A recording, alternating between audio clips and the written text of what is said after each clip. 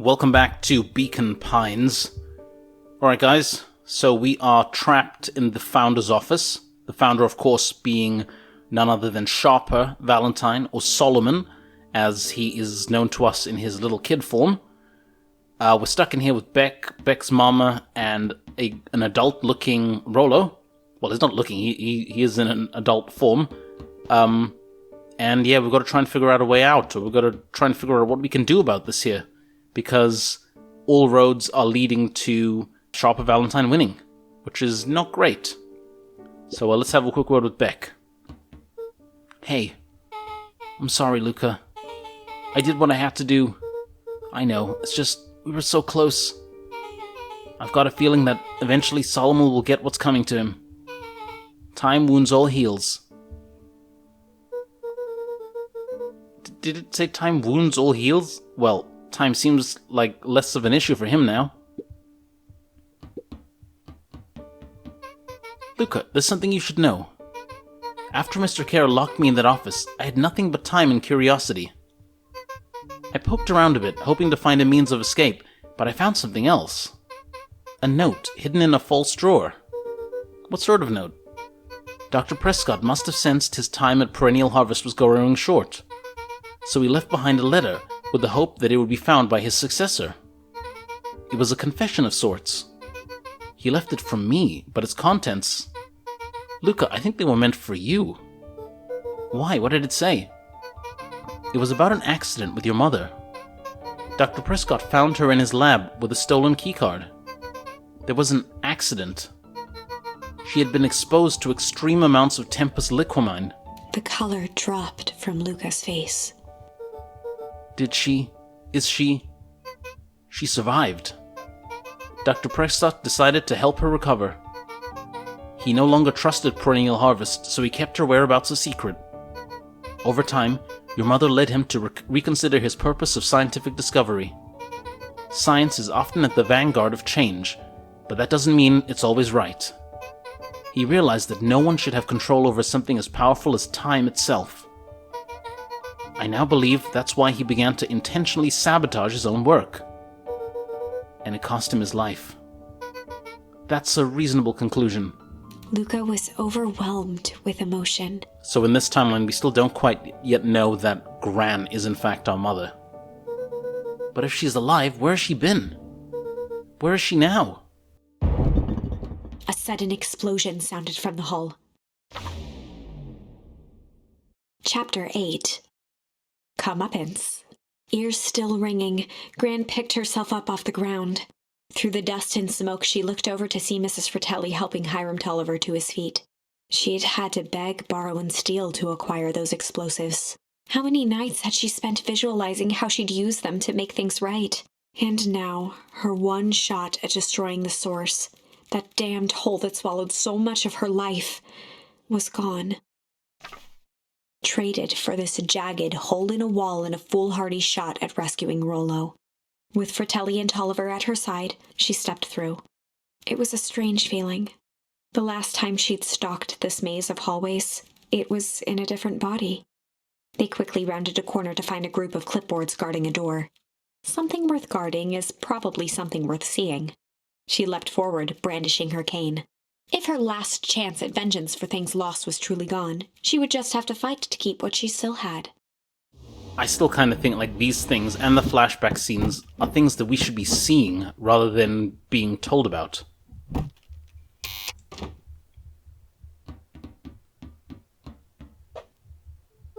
Gran, what are you doing here?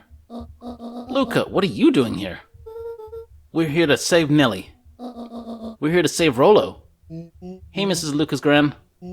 That's awful nice of you, but I'm fine. Oh no, what did they...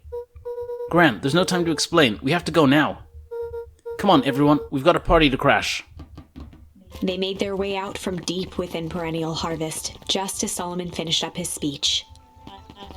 Thankfully, we can dispense with the formalities from here on out. Solomon pulled a glass vial from his pocket. We've got to stop him. In one smooth motion, he downed its contents. A triumphant smile grew across Solomon's lips. Oh no. No! Well, I guess that's it. We lost.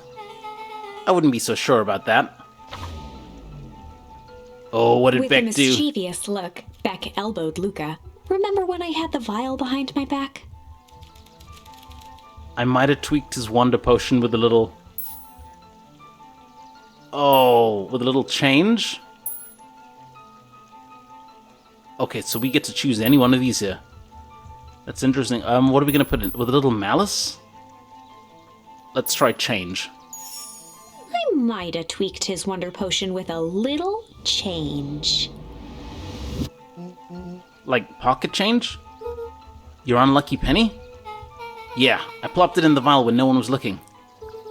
What's that going to do? No idea. That's the beauty of science. Now we observe. You can all call me Sharper Valentine. His body and face began to contort and expand as he disappeared into a belching green mist.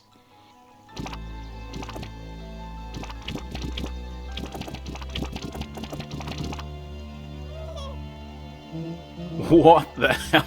Holy crap! He's a baby! Yeah, but he's still Sharper, right?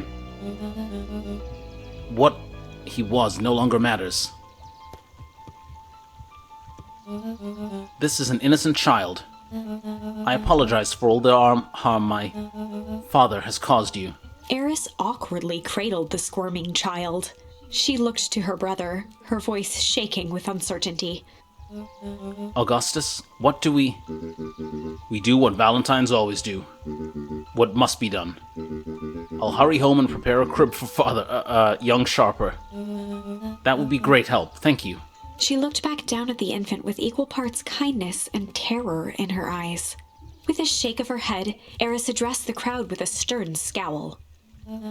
Okay, everyone, the show is over. You may leave now. Epilogue. Beacon Pine's coldest summer on record came and went without much fanfare. Folks shared what they had and none were left wanting. The new school year was ushered in by the falling leaves of autumn. After everything Luka, Rollo, and Beck had been through, middle school was bearable. The chill of winter didn't seem to bother people much. They kindled a hope for a better future in their hearts. When spring arrived, farmers planted their crops with a sense of joy and optimism. And as the dawn of the first day of summer came again, its light slowly spread through the shallow valley. It crept over the town square, across the river, past the neglected welcome sign, and came to rest on a young boy sleeping at dawn. His mind at peace, knowing he is here for a reason. So is this the best... is this the best outcome that we chose? Let's have a look. Rollo, are you up yet? Roger that. It's a beautiful day at Mission Control. You gonna swing by? Be there in a minute. Okay, check in with Rollo at the treehouse. Let's do it.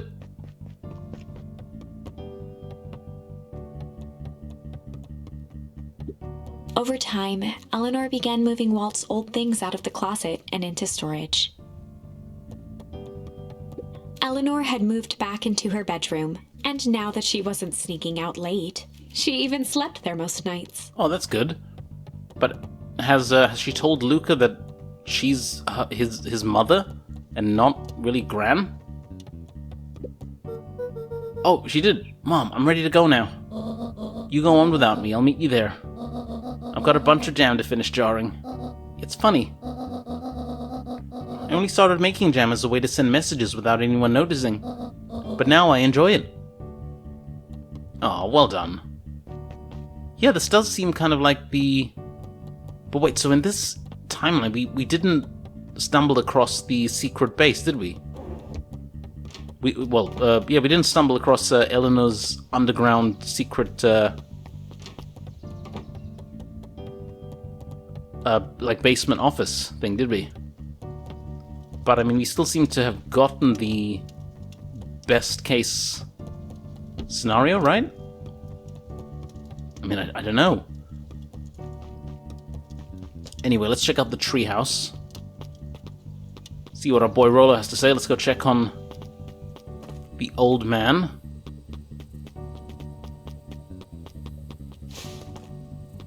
Oh, but it's gone. Interesting.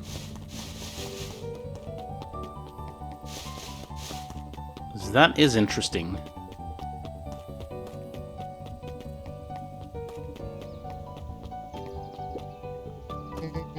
I heard you and Rolo have big plans for that little treehouse. Yeah, it started getting crowded after we revoked the max capacity 1 Rolo 1 Luka rule, so we decided to expand. But at least we've got some help with that. How's the internship at Nelly and Ilona's shop going? It's been great. I'm hoping it helps me get into that School of Agriculture up at State. Also, Nelly said she'd write a letter of recommendation, which would be huge. I just can't help but worry about leaving Rolo. He's growing up so fast, but he's still my little brother. Yeah, he had a heck of a growth spurt. I don't just mean growth, literally. This morning, he was up and finished his chores before I even had breakfast. Well, some of that might be his excitement about the treehouse renovations. Don't tell him this, because it'll go to his head. But I'm really proud of that little punk. I'm sure he feels the same way, but he's just too dang proud to tell you. I know. Aww, that's lovely. Can't do anything with the shovel? No? Hey, Mayor not Van Horn, Mayor Valentine. Hey, Gus, how's the tree planting going? Couldn't be better. I'm so grateful to Ilona and Nelly for letting me help. I wasn't just built to be the mayor. Too much bureaucracy. Oh, I just wasn't built to be the mayor. Gus, we finished cleaning up the sidewalks.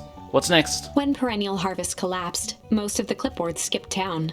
But some stuck around and dedicated themselves to making things right. Anyone with a knack for art can help paint the new offices. You can count on us. Well, it looks like you really found your calling. I never really felt comfortable telling people what to do. Now, this right here. This is something I can be proud of. Ah, well done, former mayor. Is he still mayor? Or do we just call him Gus? I don't know. Let's go talk to Mr. Pigman. How's the napping this morning? The most underrated part of a good nap is the view. And the view's getting greener every day. Nice. Honestly, that guy has been the one universal constant in this whole playthrough. I see you decided on a name. Yep, we had to clear out all the other stuff before putting on the final touch. Slow and Dirty Harvest is now official. I like it. It was actually Nelly's idea. There's still a lot of work to do with the names, and the names serves as a reminder. Just because progress is important doesn't mean change should happen fast. In fact, I've learned that the more you care about something, the more important it is to take things slow. Our motto is, go slow and fix things. Amen to that. Well done. Slow and Dirty Harvest. Well done. There's the heiress, young Mr. Van Horn. I love the little scowling baby Van Horn. He's great, the little baby Solomon. How's little Solomon? Sharper doing? Young Sharper seems to enjoy nature more than I. So we do a lot of strolling these days. Has he, attempted to crawl out of his crib and plot world domination? Yeah. Thankfully, no. I speak at length with Dr. Muriel, and she feels that Sharper's infant mind was not developed enough to retain his previous memories. For all intents and purposes, the child is unmolded clay. Let's hope he's a little nicer the second time round. That is the objective, yes. But really, all I can do is try and hope. Two activities I'm endeavoring to find less distasteful. Well, I think you're doing a great job. And the whole town is ready to help out, however we can. I can't wait to teach him to throw a baseball. Eris did her best to ignore the tears welling in her eyes. That would be acceptable. Aww. Eris was really struggling. We know it's the diner. Knowing that, it kind of makes sense now, her whole demeanor, given that she wasn't technically in charge, but she was, as hard as she tried, she was just always, the unappreciated, undervalued heir of, like, the Valentine, legacy. What's today's news that needs knowing? I'll give you tomorrow's headline today. Our old friend Patrick C. Montesquieu, aka William Kerr, just performing a stirring rendition of The Iceman Cometh at the State Correctional Facility. I hear there wasn't a dry eye in the house. Well, I guess he has plenty of time to act on his craft. Of course, Kerr, being a William K. or William S. Montague, like a great actor. Yawn. I'm glad you swung by. More follow-up questions for your story? Nope, I got everything I need. Thanks again for that. I sent a draft of the story to a reporter in Capital City, and they offered me an internship. Of course they did. You're an amazing reporter. I don't know all about that. A story about a phony corporation that picked up an entire town of people and moved them to cover up a massive illegal mine shaft full of incredibly hazardous chemicals. Story writes itself, if you think about it. Just don't forget us when you become a big, fancy big city reporter. Capital City isn't that far away.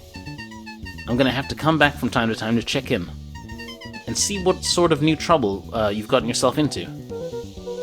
Sorry to disappoint, but my adventure days are over. Ha! We both know that's not true. What makes you say that? Call it a reporter's intuition. Yeah. Guys like Luka, they don't retire. They just find new adventures. Come on, can we talk to this guy? No? Can we talk? Mrs. Fratelli glowed with a carefree smile. Is that your suitcase? That is 2 weeks of unencumbered tranquility. Excuse me, would you be so kind as to take my order? 2 weeks of sand margaritas and forgotten obligations. Excuse me. Mrs. Fratelli sighed with a zen-like calm. Just as soon as the lunch rush ends, I'll be a feather on the wind. You're going on vacation? For the first time in years. And I've got you and your mom to thank. Why's that? Didn't she tell you? You two are gonna fill in for me at the diner while I'm gone. Just like old times. That's fine, I'll wait. Yeah, you wait there, Mr. Clipboard Man. I think you were a bad egg before. Okay. Alright, everything done there. Let us check. Let's check in with this lady. He looked to his friends with a thankful smile. After everything that could have gone wrong, everything that did go wrong, we made it.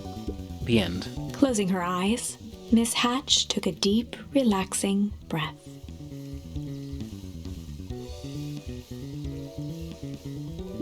Oh, hello, Luka. How are you? Really good, actually. That's wonderful. Did I miss anything? I think you're pretty much up to speed. Yeah, you missed, like, the whole story. Hello? Luka, do you want a biscotti? On the house. I don't really have time. Zariel, you gotta come see this. I finally did it. I pulled the perfect espresso. Lumi? If I didn't know better, I would think you're proud of something. As if I know. It's too late. You are officially a person who cares. Lumi, of course. Teenager. Trying to act cool, not care about anything. We know better, though, don't we? Oh wow, look at all these people. The museum is down. Oh man, that museum is interesting. Wow, back for seconds? If it's not too much trouble, for the longest time, I didn't understand the appeal of ice cream. It served no purpose, other than to be briefly enjoyed and then it's gone. But that's pretty tasty while it lasts. I'm inclined to agree. Come on. A kid who doesn't understand ice cream. Hey Luka, can you tell Roxy I'll be free in an hour? Sure thing. My dad's making me stock the shelves for the summer. He said it builds character. I think he meant to say it builds calluses. Builds character. Yeah, it builds something, alright. Luka, can I interest you in a delicious apple? He playfully waggled an apple. No thank you. Just saying hello.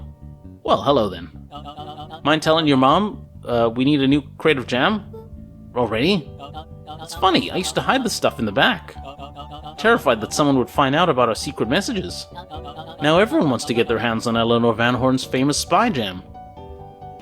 Damn straight. And there's that pumpkin, punchin' pumpkin. Oh, have we spoken to Griffin? We can't. Alright, that's fine. Let's check around here quickly.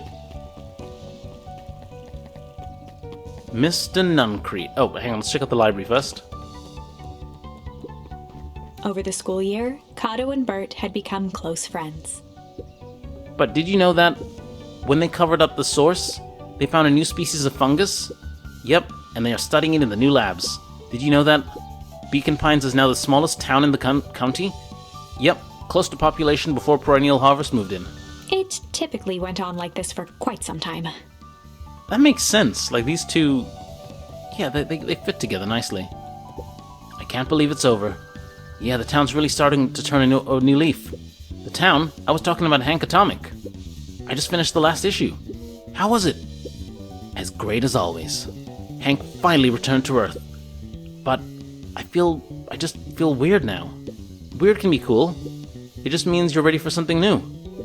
Any suggestions? You could ask Miss Hatch about what she's always reading. She seems to really enjoy it. Maybe I'll do that. Miss Hatch is reading a meta-narrative of this whole story, about this whole game. Luka peeked over Piper's shoulder. Laid stealthily inside a large volume of mathematics was the first issue of Hank Atomic. Oh, get in there. Piper, are you reading Hank Atomic?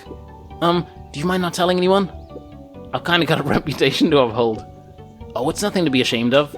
Just about every kid in town reads Hank Atomic. Honestly, I'm excited for you. What I'd give to start over fresh. To experience it again for the first time. I guess that's the downside of finishing something nice. At least now I can enjoy it through you. Promise to tell me how about it as you go? Sure thing. Aww. Well done. Alright, Mr. Nuncrete, I guess? Hey, Mr. Nuncrete. I'm gonna go see my dad in a bit. Did you want to come with me? Even after everything I did, you'd still... Mr. Nuncrete shook his head. You really are your father's son, aren't you? I don't think I'm ready for that yet. Well, you're always invited. I bet he'd love to hear from you. I'll visit Walt in my own time. You run along now. Aw, well done, Mr. Nuncrete, well done. Who are these friends? With Perennial Harvest gone, the transportation tubes were left unused. Come on, come on. No one is too big, too small. No one is too small for Jeff's wild ride. Well, maybe not completely unused. Just one piece of candy for the ride of your life. Who's next? Me. Guess what? Yesterday I saw a Dynastus Tidius. And that's good? It's great! I haven't spotted one of those in years. At this rate, Beacon Pines is going to become the bug capital of the county. Yeah, you carry on with that. Okay, so that's been boarded up properly now. Well done. And look, all the goo is gone. That's excellent. This town has really been cleaned up. They've really gotten their act together, haven't they? Okay. How are the Valentines doing? Being the usual Valentinian selves. Alright, nothing we can do there, obviously. I'm guessing Beck is at the treehouse. And yeah, we saw the parents earlier. So, back to town we go. So this is interesting. We probably inadvertently, by picking change, right when Solomon was giving his speech, picked the best ending. And I mean, on the one hand, it's cool because like this is a decent end for everything that's come before. But on the other hand, I'd kind of like to see what the other endings would have been. A little higher. Yep. A little lower. Yep. A little higher. Yep. I'm telling you, The angle isn't the issue. We need more power to the radio. Luka, there you are. Okay. Would you tell him it's not the angle? Hey, I'm not in charge of the antenna redesign. Fine, fine. Iggy, just don't do anything drastic until we get back. Who, me? Tish, you're in charge while I'm gone. Yep. They'll be right. Fine, right? It'll be fine. If we really want Mission Control to turn into something bigger and better, we have to loosen our grip a bit. Ah, you're right. Lead the way. Check in with Beck at her house. Okay.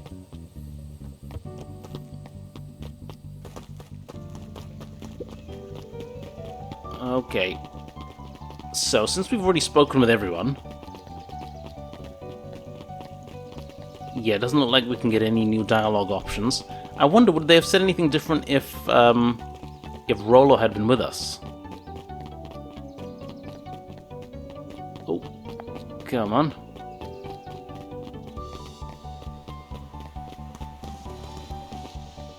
And there is Beck. I have news I think you'll enjoy. This morning, I unpacked my last box. You're officially moved in? It's just a box. Let's not blow this out of proportion. It sounds an awful lot like putting down roots. I guess I decided this place is root-worthy. You're gonna be stuck with me for the foreseeable future. I do have to warn you, most years aren't going to be as interesting as this one. I think I'll manage. Ready? Before we go, there's a bit of surprise. Oh?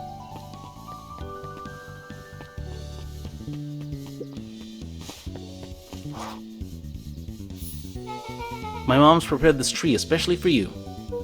They didn't have to do that. It wasn't just them. Just about the whole town pitched in. We all owe you. It should do okay in the cold of Old Beacon Pines. And thrive as things warm up. That's perfect. Take Jeff's wild ride to Old Beacon Pines. Okay, let's go.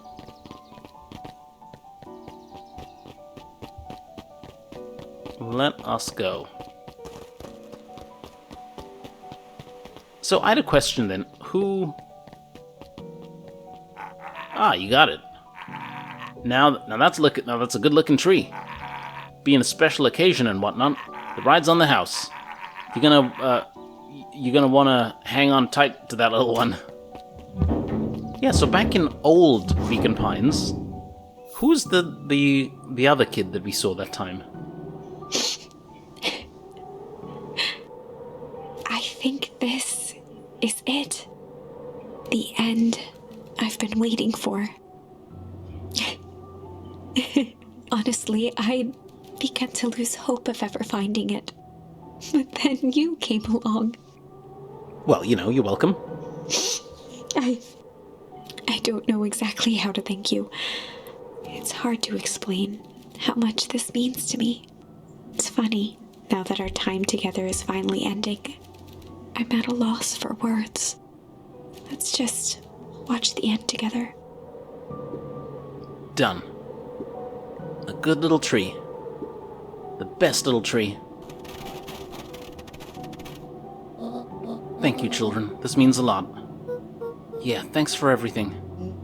Shucks, I only did what any super awesome best buddy would have done. We should probably give you some time alone now. You good? Yeah, I am. It's been a wild year. How are you feeling? Everyone keeps asking me that. I'm fine, really. Pa always says the only thing fitter than a fiddle is a cello. I feel like a dang cello.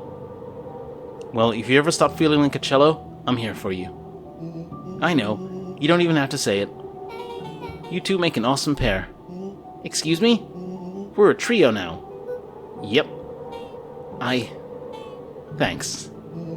There's just one thing missing now that you're a part of the group. Missing? Let me tell you a little story about a man named Hank Atomic. Oh god.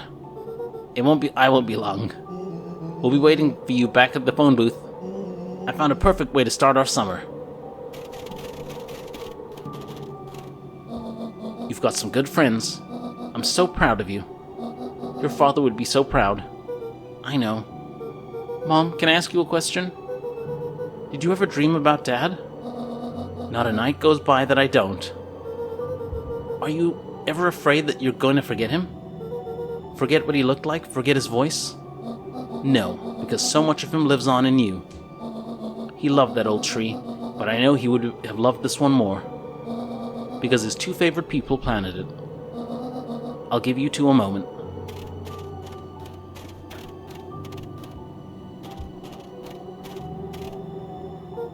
Hey, Dad. Dr. Meowville says that over the next few years this place should warm up. So you won't have to be so cold for much longer. I think I finally understand why you left that night. There were things you believed in. Big things. Those beliefs were the things that made you you. If you wouldn't have stood up to Sharper, stood up for what you believed in, you wouldn't have been the same person anymore. You had to go. But that didn't mean you loved us any less.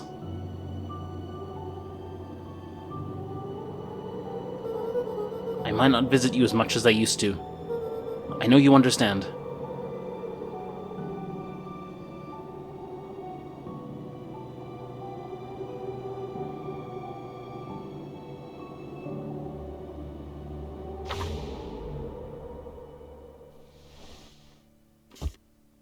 Oh, wow. And that's it.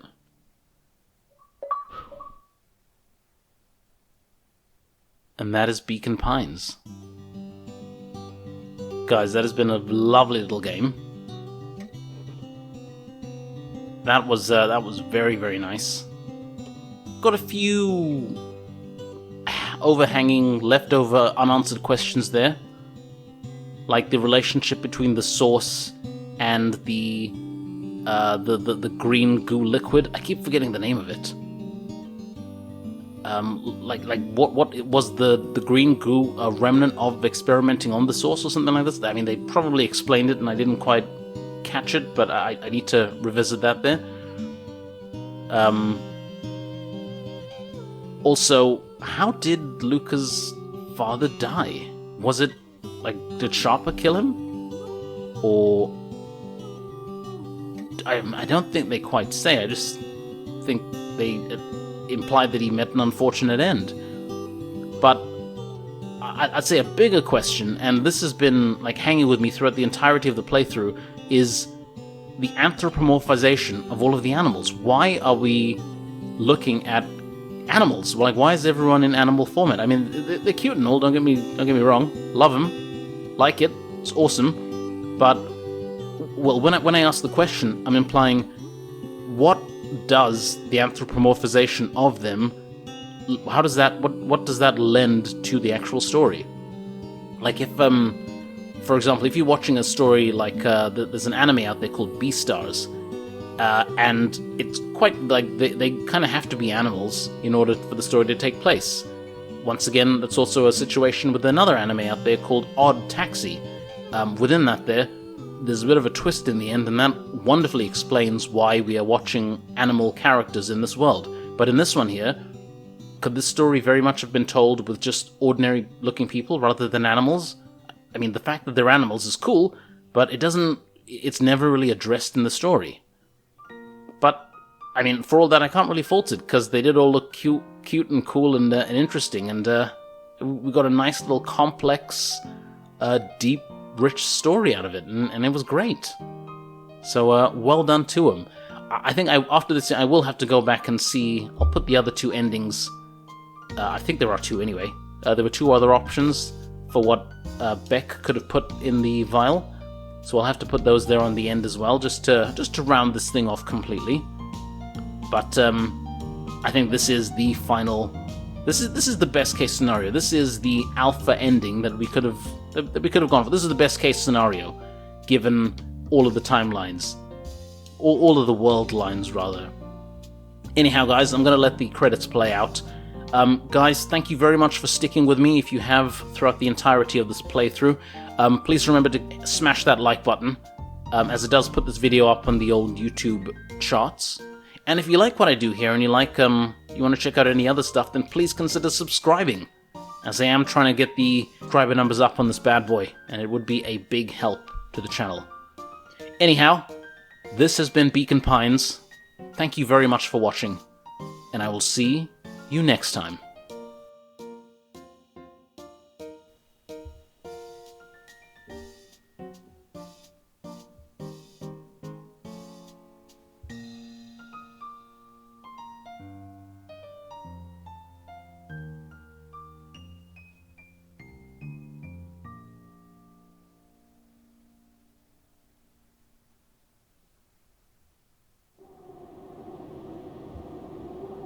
Ooh, 10 years later.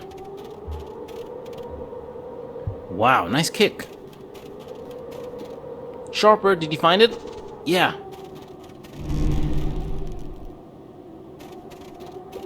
I found...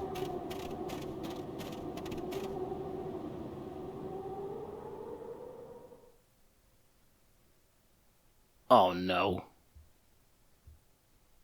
So let's see the ending that we get if Beck would have put malice into the potion. I might have tweaked his wonder potion with a little malice. Malice? The whiskey from his office? Yep, dude had an unfinished glass on his desk. Figured his grow juice could use a little hair of the dog. You can all call me Sharper Valentine. His body and face began to contort and expand as he disappeared into a belching green mist.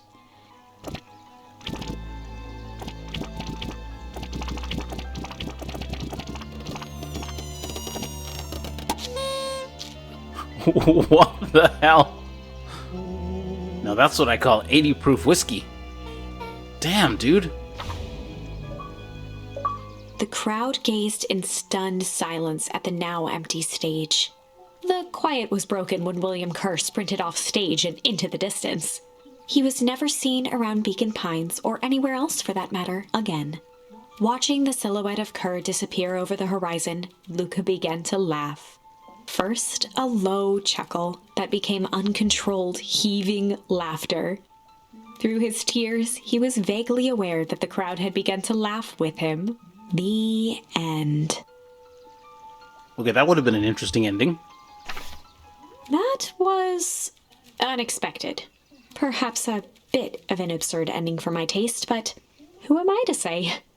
I'm only writing the damn thing. Okay, let's try the junk ending.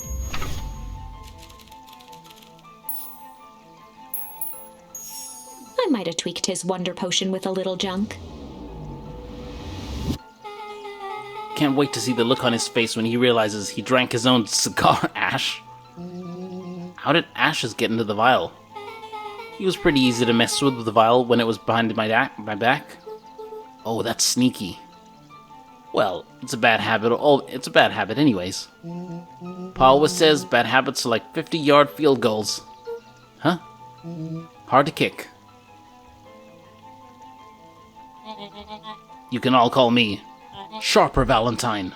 His body and face began to contort and expand as he disappeared into a belching green mist.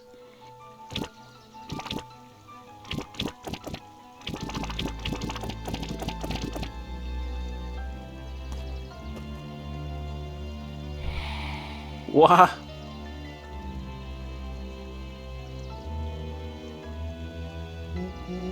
Well, that's one way to kick a bad habit. As the last of what was once Sharper Valentine wafted into the air, the crowd began to disperse, still numb from what they had just observed. Sharper Valentine was gone for good. His end would be a new beginning for Beacon Pines, a new chance to let go of the things they had lost and grab hold of a new future. The end. Damn. Like, these other two endings are pretty dark, so categorically, we picked the right one first time round. Well, I'd be lying if I said that wasn't a bit gratifying. If that feels to you like a good note to end on, I won't stand in your way. Alright guys, that has been Beacon Pines. Catch you later.